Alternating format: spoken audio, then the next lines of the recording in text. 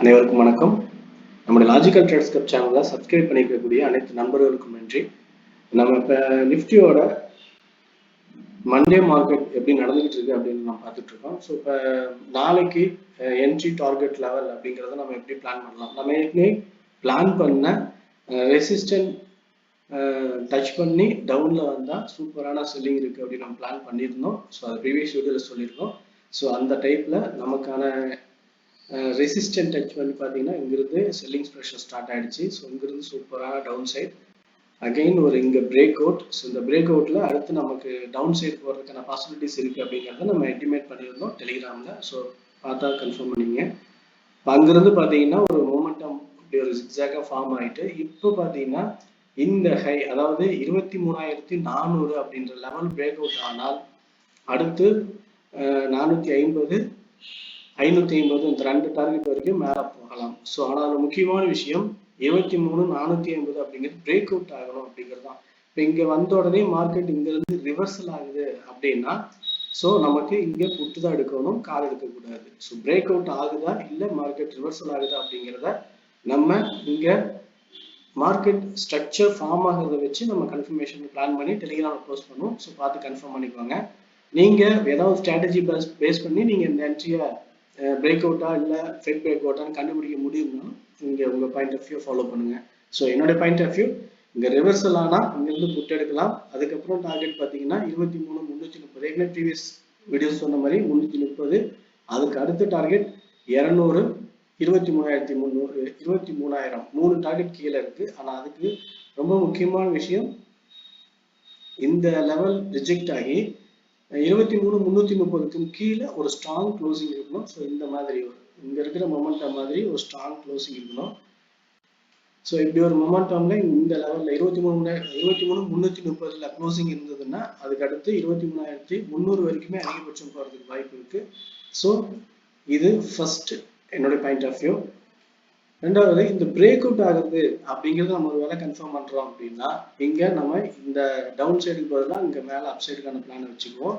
So மேலே போகணும். அங்கிருந்து பார்த்தீங்கன்னா சூப்பரான டார்கெட்டா ஒரு 450 550 100 பாயிண்ட் சூப்பரான மூவ் இங்க இருக்க சான்சஸ் இருக்கு.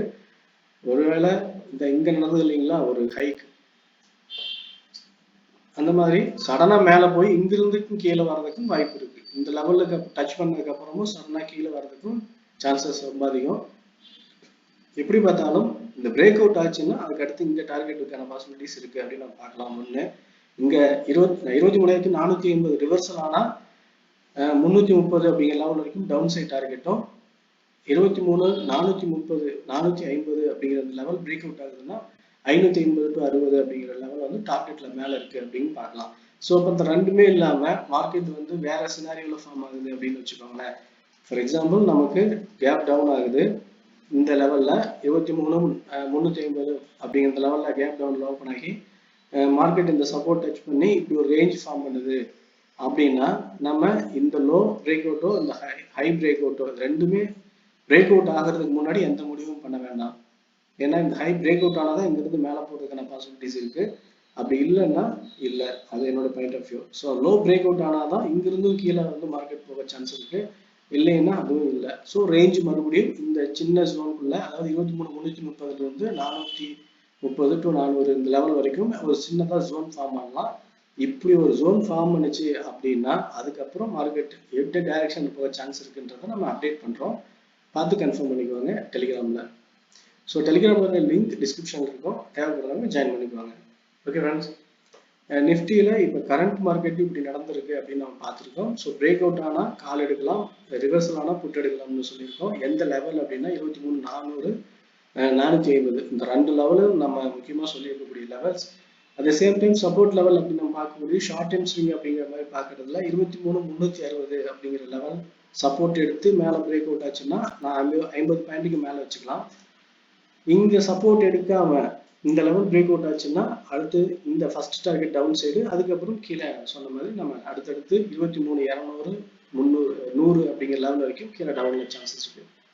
ஓகே ஃப்ரெண்ட்ஸ், நிஃப்டி என்னோட பாயிண்ட் ஆஃப் வியூல எப்படி நடக்க வாய்ப்பு இருக்கு அப்படின்னு சொல்லியிருக்கோம். ஸோ இப்போ இங்கிருந்து நமக்கு டவுன்னு சொல்ற அதே மைண்ட் செட்டோட இங்க நம்ம சொல்ல முடியல. ஏன்னா இங்க கொஞ்சம் பையர் அக்யூமுலேஷன் நடந்துட்டு இருக்கு. ஸோ அதனால இந்த 23,320 டு 23,400 அப்படிங்கிற இந்த லெவலுக்குள்ள அக்யூமுலேட் ஆகி பிரேக் அவுட் ஆகிறாங்களா, இல்லை இந்த லெவல்ல செல்லர்ஸ் அக்யூமுலேட் ஆகி டவுன் சைட் பிரேக் அவுட் ஆகுதா அப்படிங்கிறத கன்ஃபார்ம் பண்ணிட்டு நம்ம அடுத்த லெவலில் பிளான் பண்ணலாம். ஓகே ஃப்ரெண்ட்ஸ், நிஃப்டியோட பாயிண்ட் ஆஃப் வியூ, என்னுடைய பாயிண்ட் ஆஃப் வியூல நிஃப்டி நான் எப்படி பார்க்குறேன் அப்படிங்கிறத சொல்லியிருக்கேன். அது மட்டும் இல்லாமல் ஸ்ட்ரைக் செலெக்ஷன் அப்படிங்கிறது பார்த்தீங்கன்னா நம்ம எப்பயுமே டீப் இந்த மணி தான் எடுப்போம். 23,300 அப்படிங்கிற இந்த டைம் மார்க்கெட் இருக்குதுன்னா 23,200, 100 அப்படிங்கிற ஸ்ட்ரைக் தான் நமக்கு பொருத்தமானது. புட் ஆப்ஷனை பொறுத்த வரைக்கும் 23,400க்கு மேல 500, 600 எந்த ஸ்ட்ரைக் எடுத்துட்டாலும் ஓகே. நாம வந்து இன்னைக்கு புட் ஆப்ஷன்ல 23,600 ட்ரை பண்ணோம். ஸோ ஒரு சூப்பரான டார்கெட், அது டெலிகிராமில் பார்த்தா தெரிஞ்சிருக்கும், நம்ம டீட்டெயில்ஸ் எல்லாம் ஷேர் பண்ணியிருக்கோம்.